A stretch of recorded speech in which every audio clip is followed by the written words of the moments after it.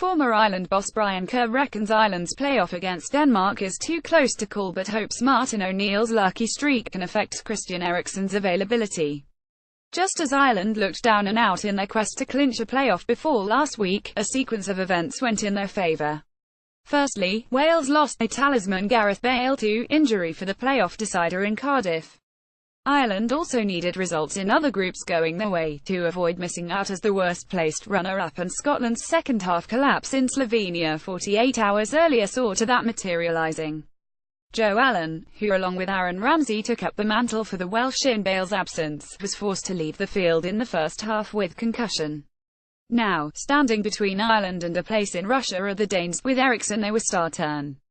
The 25-year-old spearheaded their recovery in the second half of the campaign, notching goals against Poland, Montenegro, and Romania on the run-in.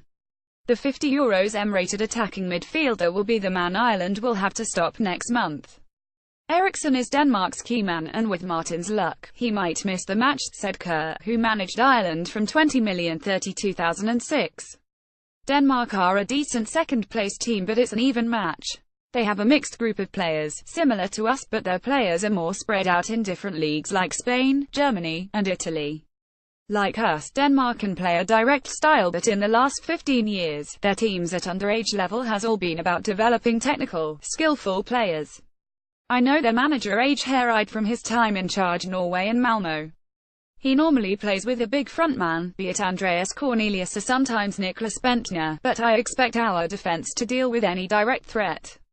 If Ireland felt they got the plump airing in Tuesday's draw, then Denmark weren't daunted at all by the hand they were dealt.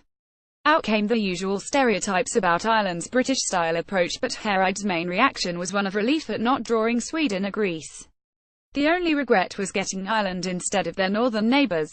Hareide, a 64-year-old journeyman in managerial terms, has shipped his fair bit of flack for losing to Montenegro in Copenhagen and drawing twice with Romania in the campaign, but the Norwegians' record in 2017 is impressive. His counterpart O'Neill didn't win his first competitive match of the year until this month, yet Hareide is unbeaten in 7 games, including a draw against Germany in a friendly. He was fallible enough to abandon his three-man defense experiment following the defeat to Montenegro 12 months ago, creating a platform for an exciting unit which averaged 2 goals per game. Seeking to optimize their strengths, Hareide will set his team up to attack, particularly in the first leg, with the aim of taking an advantage to Dublin. Eriksen will be relied on to provide the potency up front, but young strikers Victor Fischer, Kasper Dolberg and Andreas Cornelius can also present a threat. It is possible to get around Ireland by playing our football along the ground, said Hareide. We need to be sharp on the last third, be precise and fast in that area.